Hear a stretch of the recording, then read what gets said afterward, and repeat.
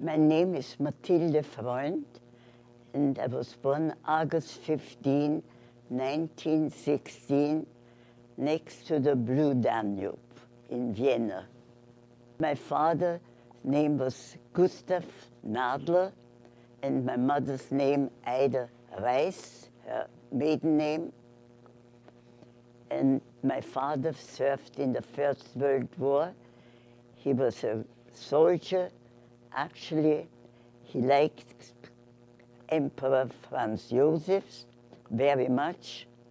And I think for the past years, he always admired Franz Joseph, yes. I had my brother, Alfred Nadler. He was only 15 months younger than I am. I think I had a wonderful childhood. My parents, each Sunday we went to the Prater, that means the amusing park, with the Grottenbahn and the Riesenrad, and the children were able to go all over, and the Hippodrome. I was allowed to ride the white horse, and then afterwards we had our lunch outdoors. It was a wonderful life, I can say, a great life, yes. And I always think about my childhood and my young years in Vienna. Everybody was nice, we had lots of friends, and we had a wonderful family, uncles and aunts and cousins. My father was very strict, I must say, very strict, but he was a wonderful father, and we went out skiing, ice skating, swimming. He liked outdoor stores. But my mother, she was a real housewife, very quiet and very sweet all the time.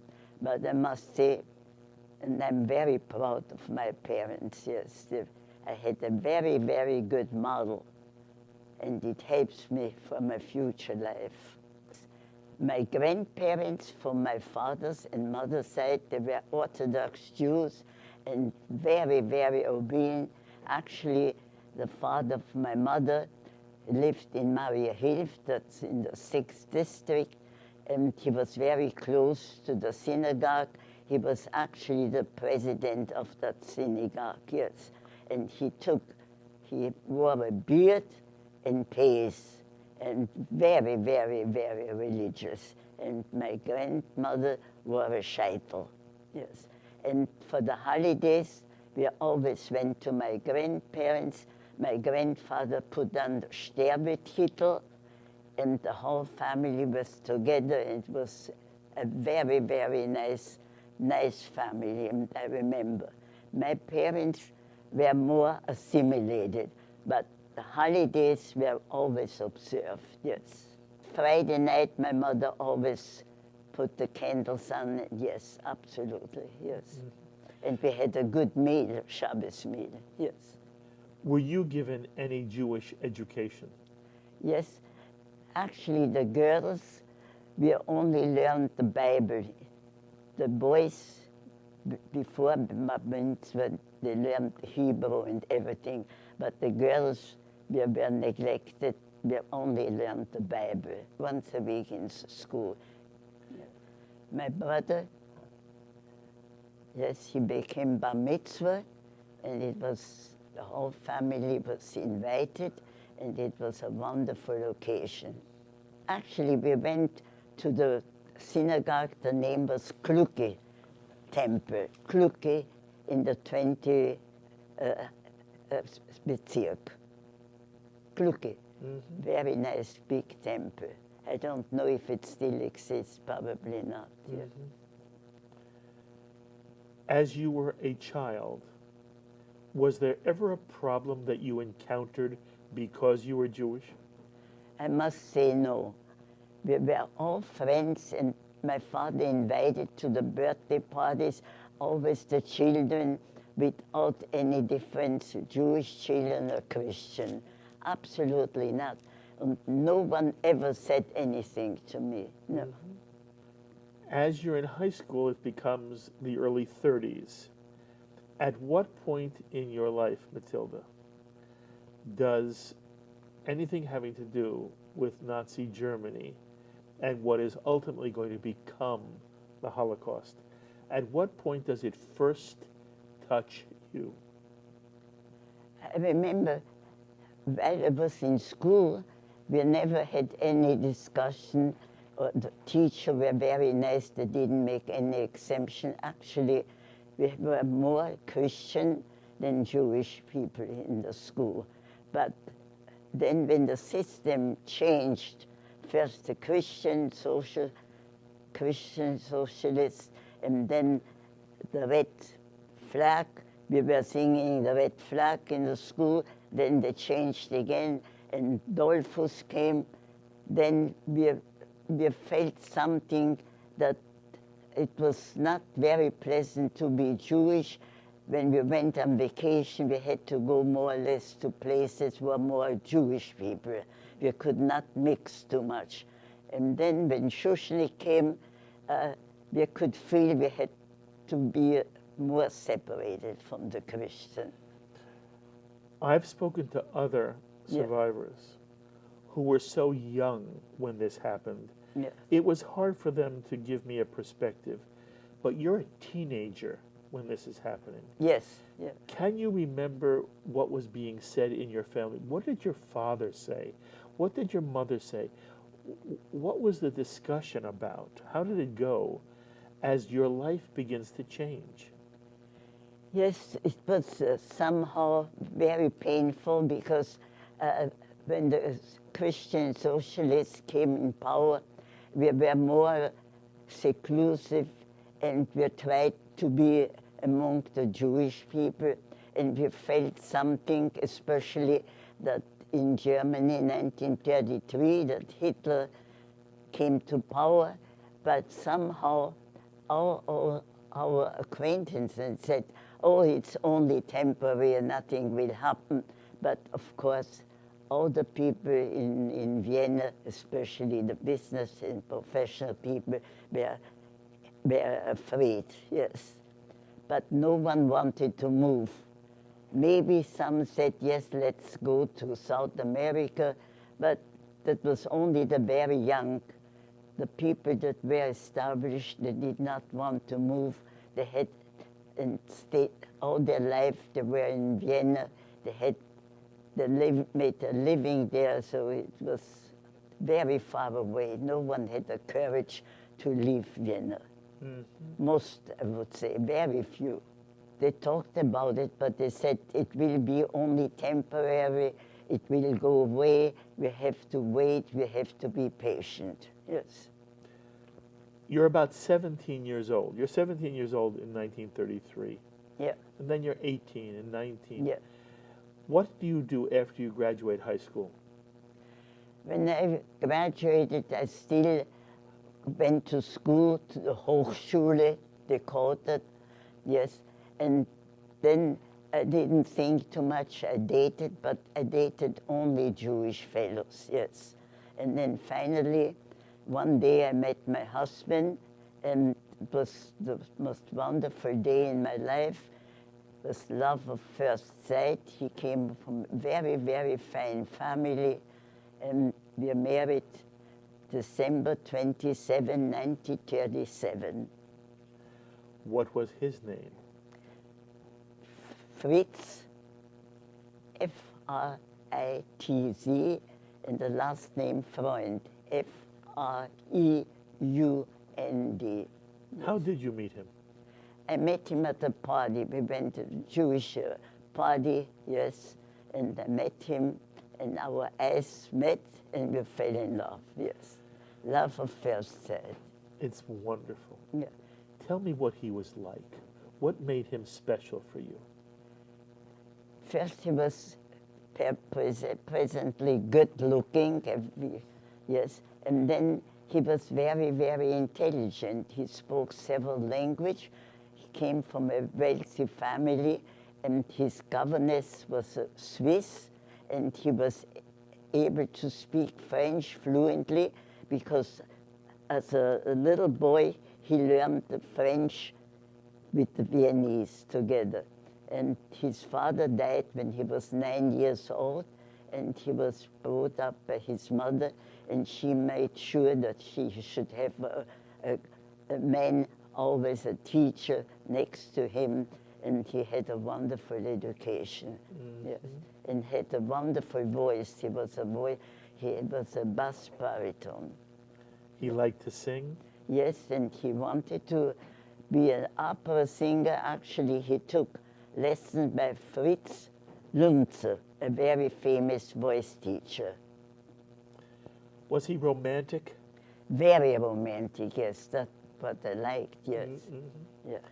Unfortunately, we were only 2.5 months married when Hitler arrived in March.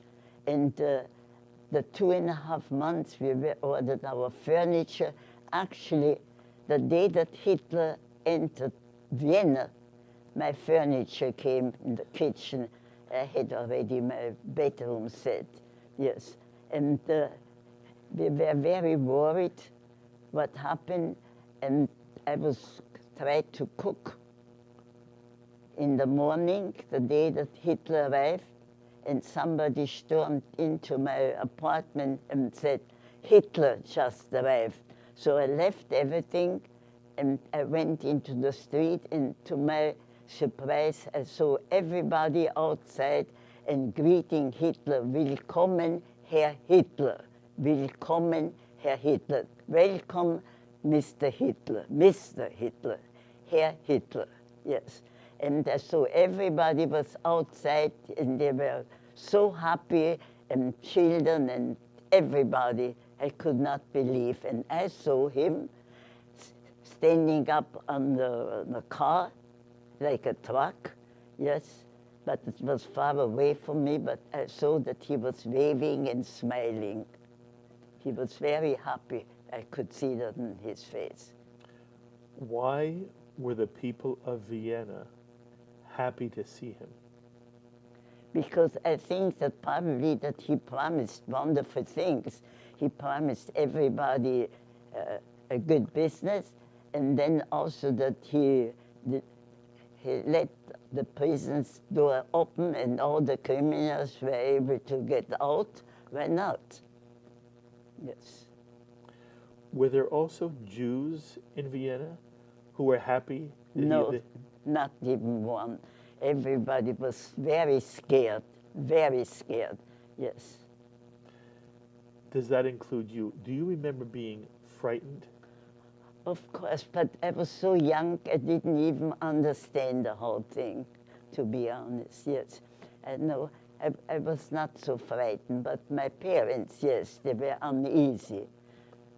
But a few days afterwards, unfortunately, they came to get us in the middle of the night. First, they stoned our family. I was just next to the house where my parents lived. Yeah. They stoned the house and our place also, and we were forced to escape. We escaped in the middle of the night only with our clothes on our back. And then we tried to go to friends to sleep over, and then in the morning we decided we are separated. My parents went towards Switzerland. Unfortunately, they were refused to go in. My brother went with my cousin Ernest. They went also away, and my husband and myself, because we could not go together. And we tried to go over. We took the train and Westbahnhof to go to Munich, my husband and myself. And in Munich, we were staying in the synagogue, and we waited until 12 o'clock at night, when many other Jews were already there, and a German soldier, probably, I guess, he was paid by the synagogue, took us then over the border Vorbach to France. And the German soldier said, when the light comes on, then you go on your stomach and you crawl over the border, because the Germans did not let us out and the French didn't let us in. And it was absolutely terrible. At the border, we had to go step by step, holding each other like kissing. And finally, we were the lucky one that we were able to arrive in France. And then all of a sudden, everybody was screaming that the Germans are coming, the Nazis are coming. So they provided buses, and we went on those buses with everybody, with the French people from Alsace, Lothringen to Paris. And in Paris arrived, you had to be very secretly, because soon as the French people saw somebody without paper, they arrested them. For 4 weeks they went into jail. Luckily, we were able to reach the asile in France, near the church, and we stayed there and for a few weeks in Paris. And then from Paris, they didn't let us stay. They said we have to go to Lyon, and we went there, and the Jewish Society made us paper. Otherwise, we could not go in the street. And when we had the papers, we were shipped to Lyon. And in Lyon, unfortunately, we arrived on a Friday, and there was the fish served, and I became very ill with all the others, because probably they didn't have refrigeration. So, middle in the night, my first day in Paris, I was taken with the ambulance with all the other women, because women and men were separated. And I remember my husband, so that I was on the stretcher to the house, and he was so upset. But I went to La Riboisière, to the hospital, and stayed there for a few weeks. I had poison, fish poison. Yeah. And from there, it was good. Sometimes I think the American society sent money that we were able to eat in France, but all the refugees were not able to work. We didn't get working paper. It was prohibited. My brother went to Switzerland, but he was refused, and then he went to other part of France, yeah. And your parents tried to get into Switzerland and were denied entry. Also, and then finally we all met in Lyon, yes. The only thing what I felt that it will be only temporary, because that was the only hope, and that gave us, all of us, the strength to survive, because we all think, so it will be only for a very short time. We could not believe it. Yes, from a comfortable home to be put into places, and especially the French, they put us in very, very old homes from the 11th century without any modern equipment, and something you cannot even describe that. And the beds were full of fleas, and it was no hygiene whatsoever. Today, there are a museum, Rue du Boeuf in Lyon. It's a museum, the whole street, and we were put over there. And like how terrible it was that we were not allowed even to get a job.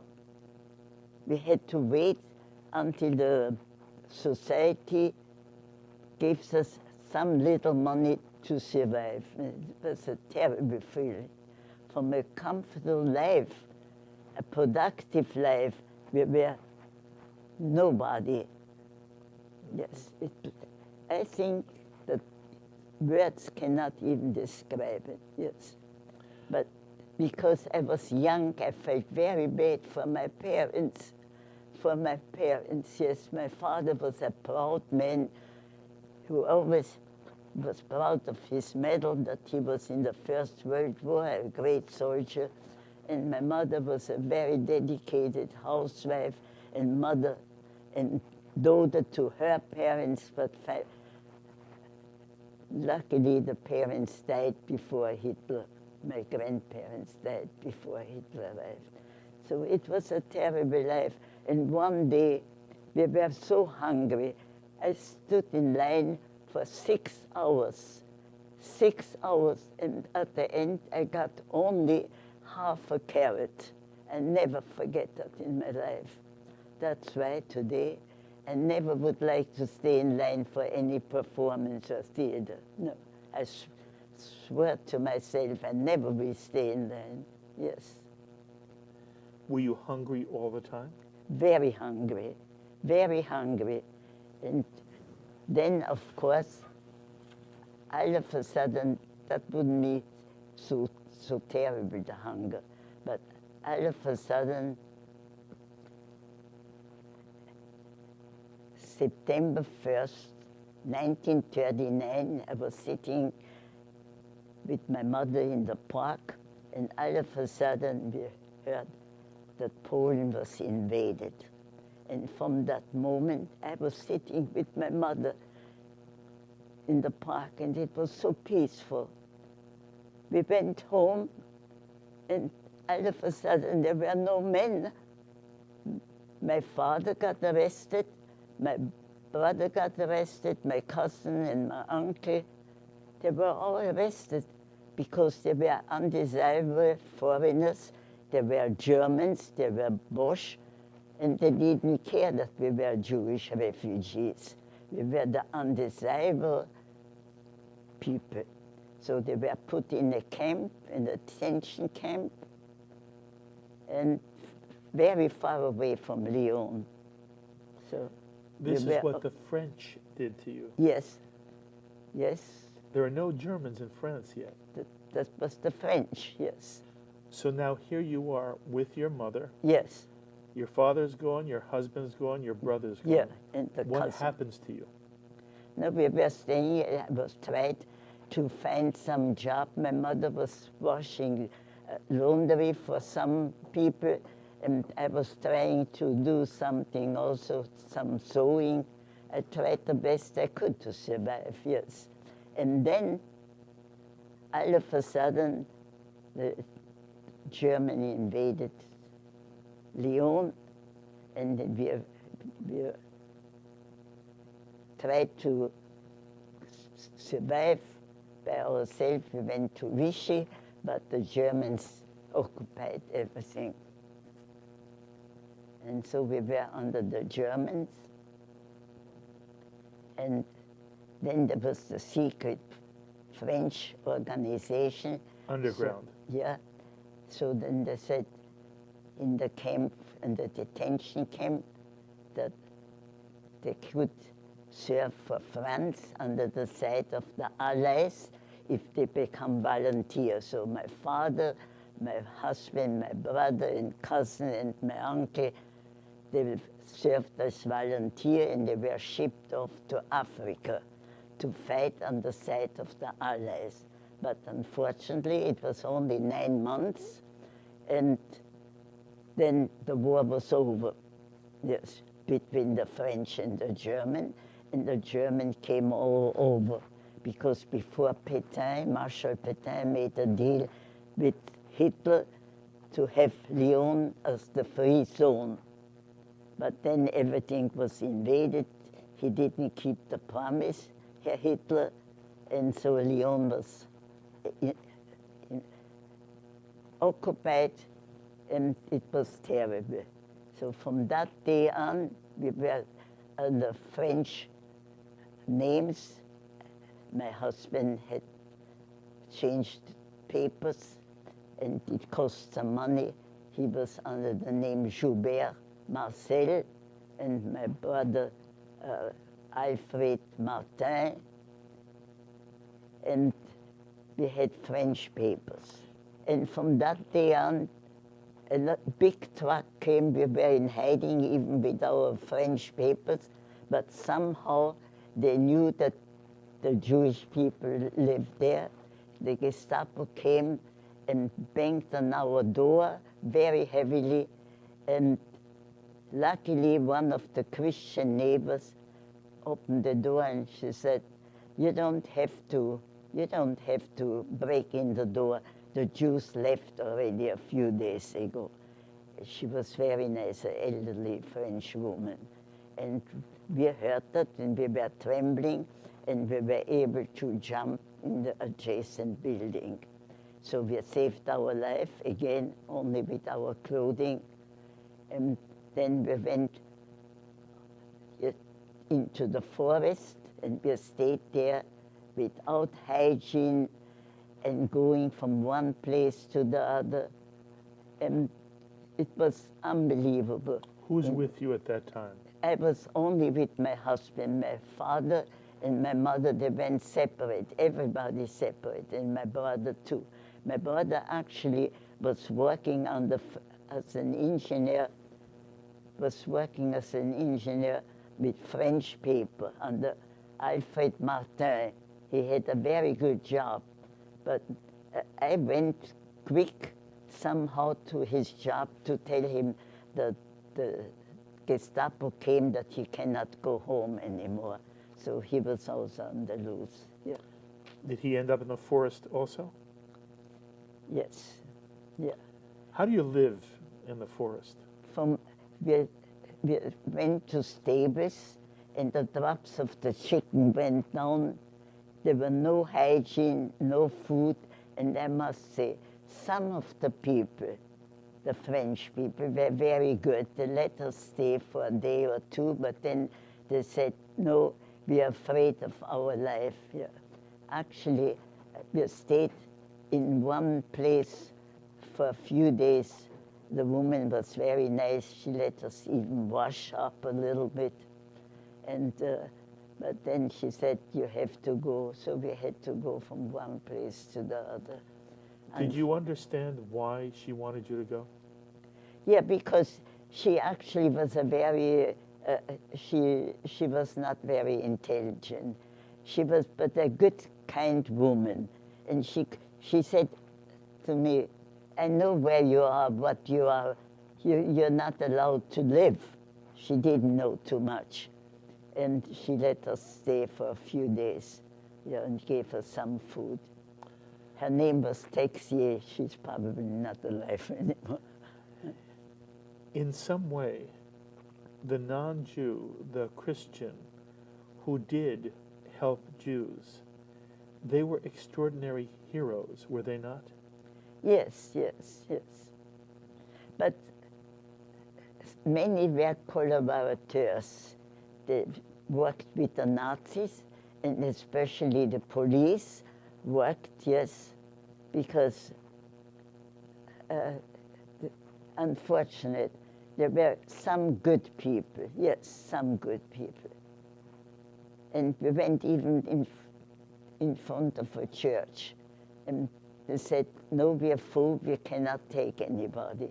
We stayed in the forest, and it was really very, very bad. I was not alone, that I see all my friends or neighbors and that we met, and we could not believe it. We could not believe that something can happen like that we're worse off than animals, because people are nicer to animals, and we didn't understand that what happened. Something horrible happened. What happened to us? We are human beings like anybody else, and I never felt any different when I was a young person. Absolutely not. Yes, we could not believe it. I became numb, actually, numb. The only thing that I had the courage that it will be over, and that was my hope. Yes, that it cannot stay like that. Yes. There were times in this story when you were separated from your husband. Yes, Where we are in the story now is you're together. yes, Were you able to help each other, Mathilde? yes. We were in forest and it was very cold and he said, we are going to survive, we are going to survive. But then I became very ill, because actually I lost, I was pregnant and I lost, yes. And I was not able to get any help and was not able to go to a hospital. Or I went to the doctor, to a Christian doctor. He said, I'm not able to help you, he said.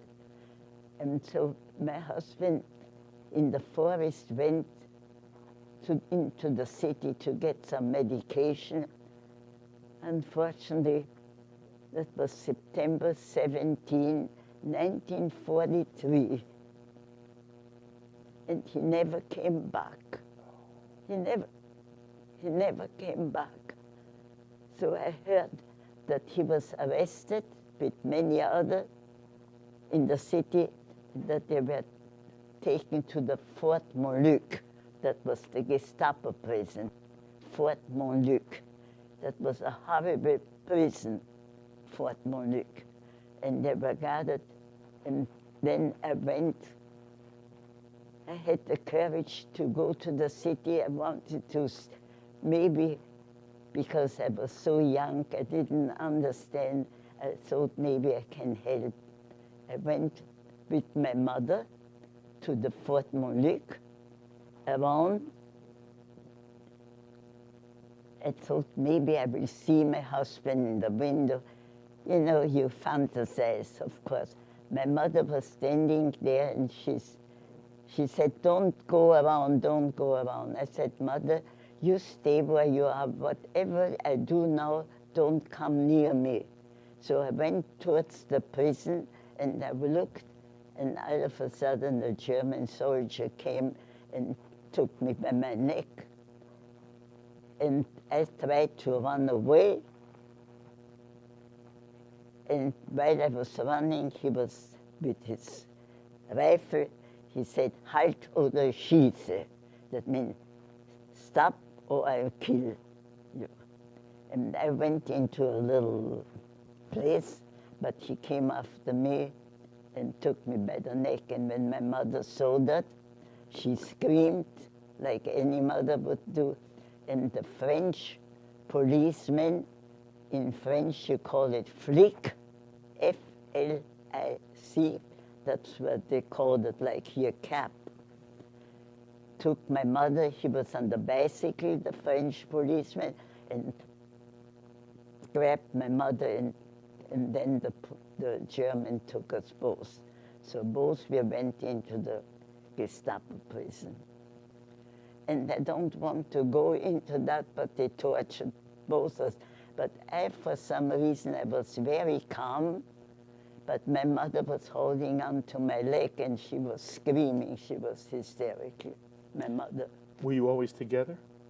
Yeah, together, yeah. But she didn't let my legs, yeah. But then...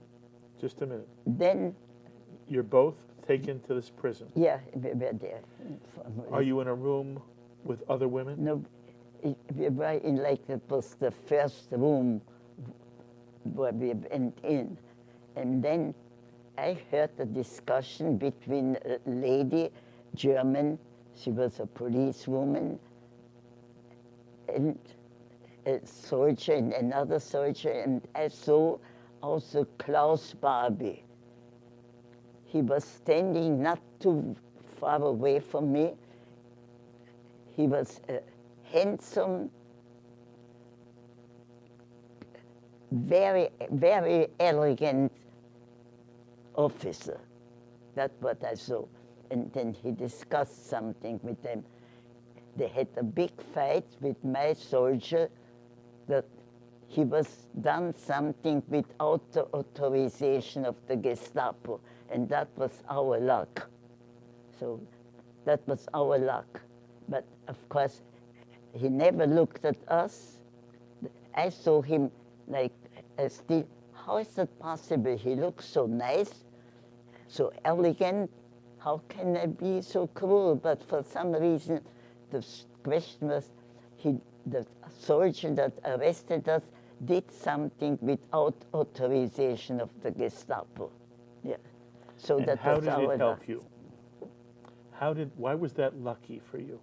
Because they put us into a different room, not in the room to be deported. Yeah. Because my husband, I understand now, my husband and my brother, they went also to that Gestapo prison before my husband was deported and before my brother was killed. Yeah. That was of order of Klaus Barbie. He was the butcher of Lyon. Your brother was killed, Yes. murdered Yeah. in Lyon? In Lyon. Yeah. He never came out of that prison. No. What happened to your father? No. My father, that is later on, when the war was over, he collapsed, and when he heard the news that my brother was killed, He survived the war. yeah, he survived, but he got a heart attack right He then died of and a there. broken heart after your Yeah, brother. when he heard about my brother, what happened to my brother was August 10. He went with his wife, pregnant wife, and with his little baby in the arm. He had French papers and worked as an engineer. That was his day off. He didn't feel good. He went to a doctor to get prescription for stomach pain. And they went near the opera. There was a store called Mille Blouses. That means 1,000 blouses.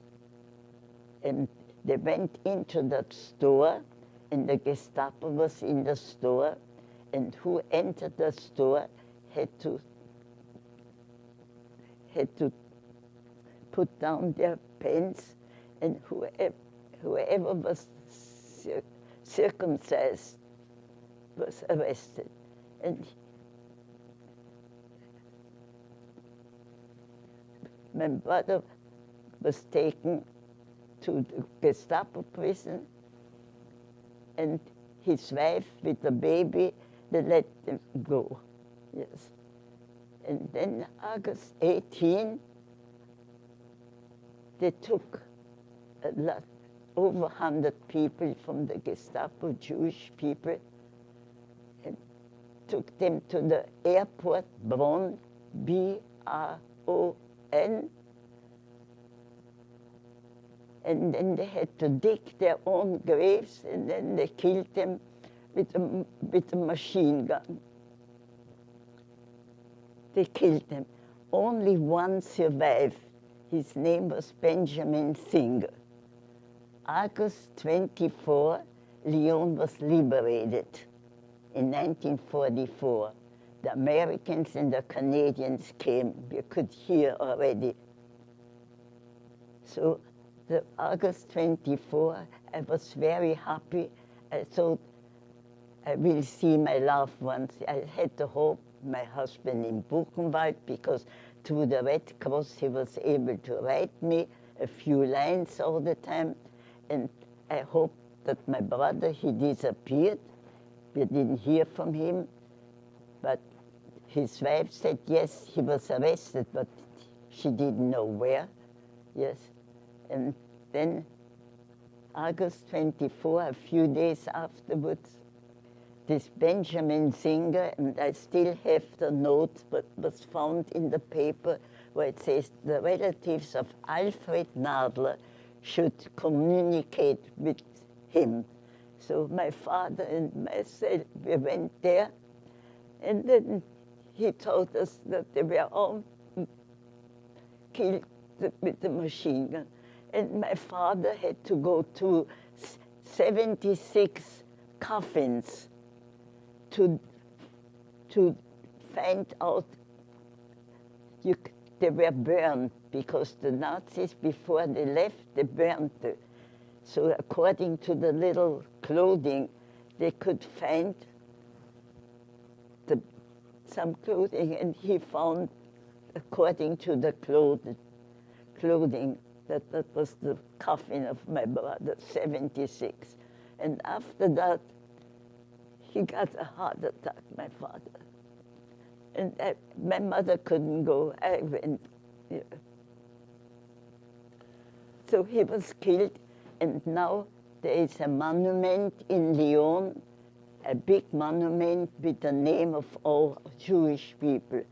Father and son, you can see your relatives. Yeah.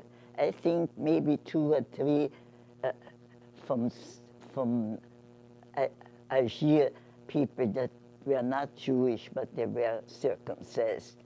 They were also killed, yeah. But mostly you see only the Jewish people.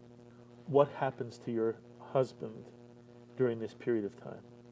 My husband was deported September 17, 1943 to Buchenwald, and he was able to communicate with me through the Red Cross. 7 lines he wrote in German or in French, and that he will survive and that we will have the most wonderful life together. But unfortunately, the last time that I got a card from him with a few lines was 1944, and I still have those cards, yes. But then he was killed March 31st, 1945, and Buchenwald was liberated April 11 by Eisenhower. 11 days later. Yeah. And my poor brother, he was killed August 18, 1944, and Lyon was liberated August 24, just a few days, yes. Mm-hmm. Yeah. My father actually, when I told the story, everything, he wrote it down in French, my father. I have the paper. Mm-hmm. Yeah, especially that the French policeman took us by the neck, my mother, and brought he points that out, that the French policeman took my mother and brought her to the Gestapo to be together. Mathilde, how does somebody survive torture? I think I personally survived because I had the strength and I wanted to tell the story. Yeah. Actually, if I can mention that, I go to universities, I go to schools and give lectures and tell people what happened to me. So one of, at Fordham University in the Bronx, one of the young men got up, he was maybe 22 years old, and he was not Jewish. He said, "How could you survive? Did you ever think to commit suicide?" I said, "No, I had the will to live to tell you the story," I told him. Yeah. Did they torture your mother as well? Yes.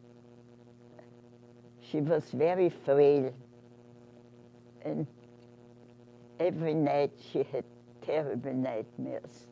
Actually, she helped me a great deal. She was a wonderful mother. She did the best she could. But very sad because she never could forget the loss of her only son. Yes. And also that what happened to us. But she never talked about the material things, never. And I never talk about it either, because money you can make, or whatever, you can make a living, but you never can get back your loved ones. No. And I try to be normal as possible, but inside me, I have a broken heart and never can forget, and never. I never can forget, but in my heart, I know that there were good people too, even in Germany, that didn't want to do all those things and didn't like Hitler. Did you ever cry? I have no tears anymore. No, there are no tears. I never can cry. Yes. Did you cry at the time? Yes, very much, all the time. Yes. But now I don't have any tears. Yes, absolutely not. I think, even if I tell you all those things, I think no film, no book, and even myself, how can I describe every second what happened? I tell you one thing, it's not appetizing when I tell you that, so I hesitate, but should I tell you? I never forget that day when I woke up in the stable and I couldn't sleep all night. What happened? And then I looked, my whole body was full of lice. I never can forget that. That, I think, was the worst thing in my life, that I felt that and I couldn't take a bath and nothing, and I couldn't change. That was the worst, I think, physically, because even when the Germans hit me, it didn't hurt me like that. But when those lice were crawling over my body, that was the worst, physically. I never even have I don't want to tell it to people because I think I don't want to make other people unhappy. It's very important that you tell us. It's very important that we hear it and understand And it. there are many, many more things that I think we don't even have the time to tell you. But every day was another horrible day. But sometimes I say, how is it possible that I could survive? Yes. Yeah, and I did survive. Yes. And I tell you another thing. 3.5 days, I had no water and no food in my mouth. When I was in the forest, yeah. And I survived that. I was so weak that they had to lift me up at the end, yeah. Where did you live in the forest? It was near Collonges in France. Was it in a house of some kind? No, it was in the forest without the clothing in the wintertime, yeah. Yeah. How do people survive that? No, that's why many did not. Many of my friends are refugees that did not survive. No, I tell you, many died here, many died.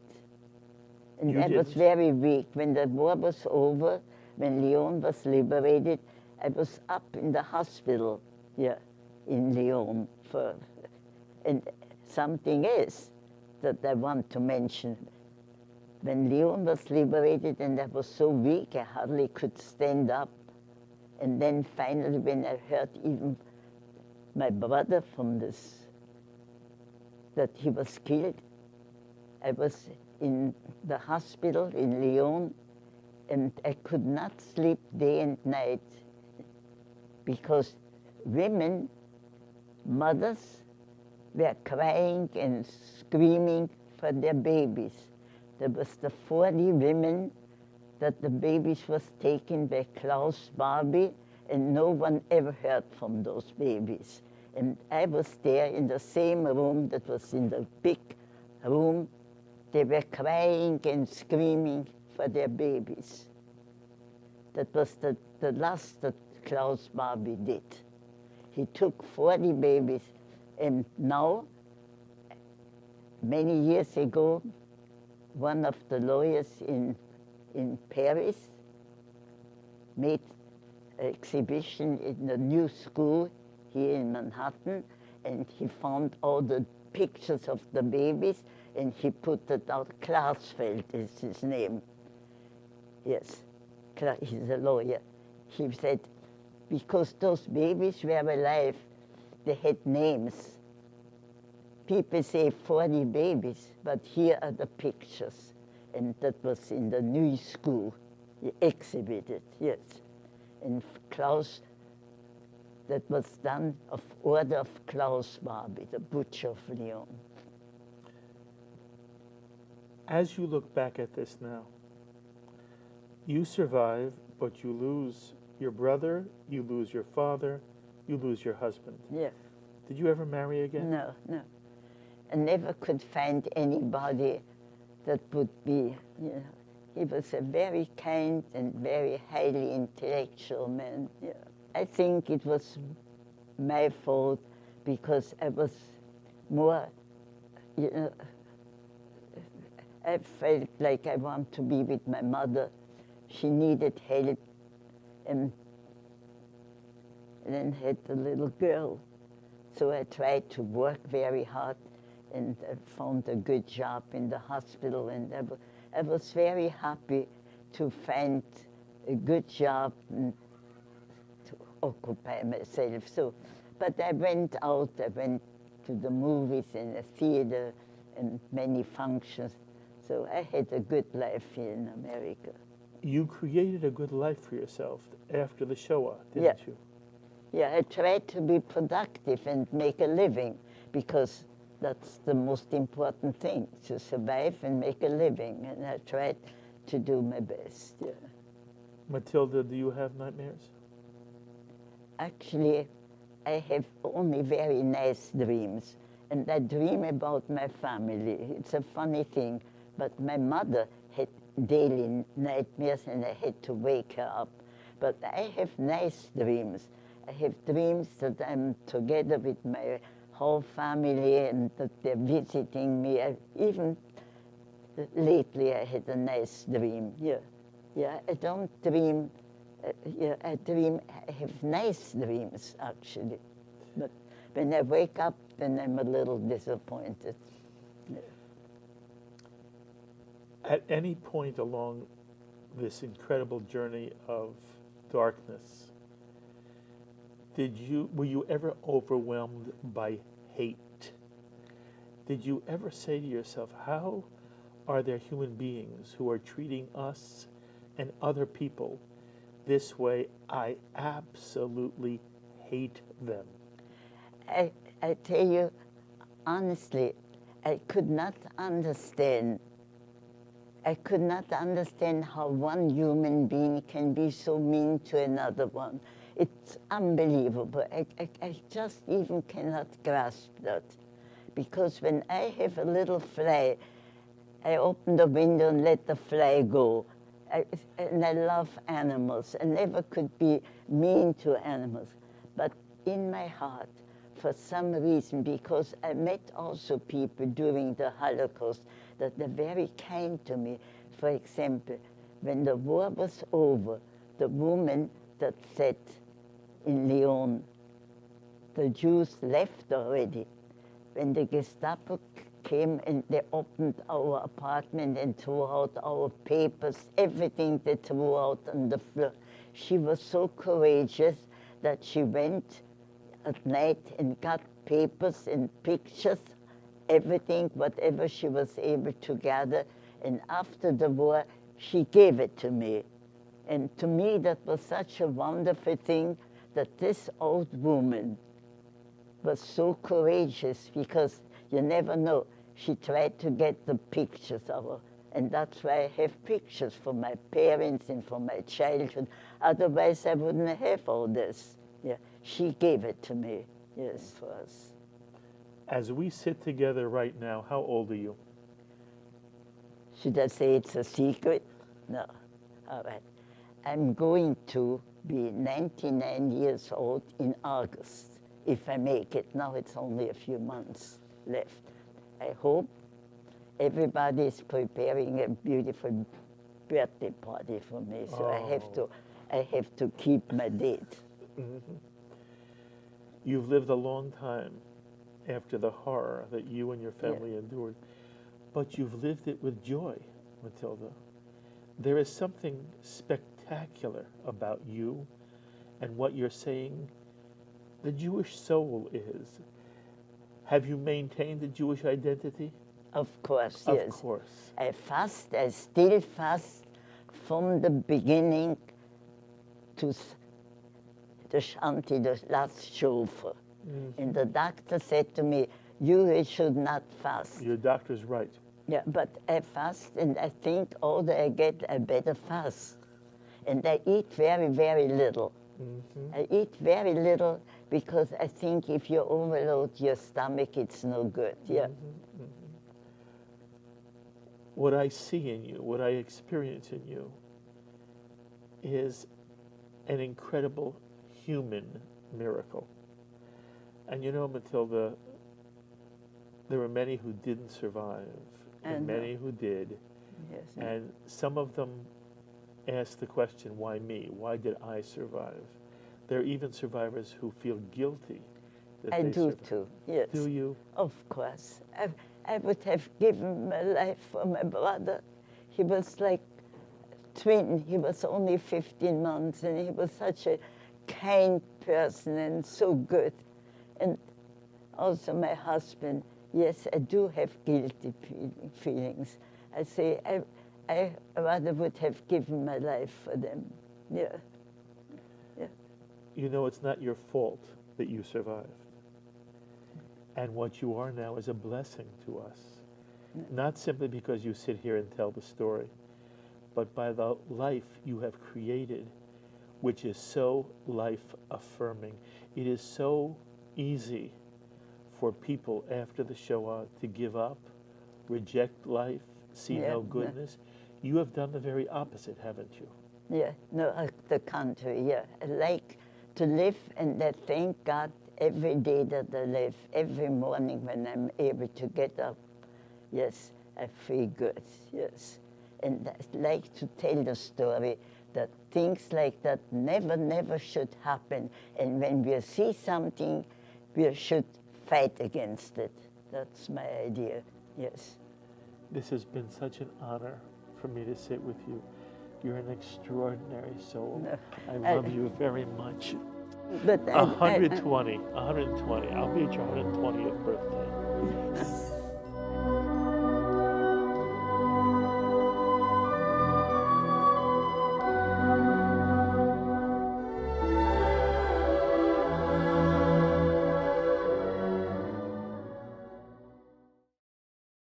We would be pleased to send a complimentary DVD of this program to anyone who wishes to support JBS, the Jewish Broadcasting Service, with a tax-deductible gift of $36, double chai or more, to the nonprofit organization Jewish Education in Media.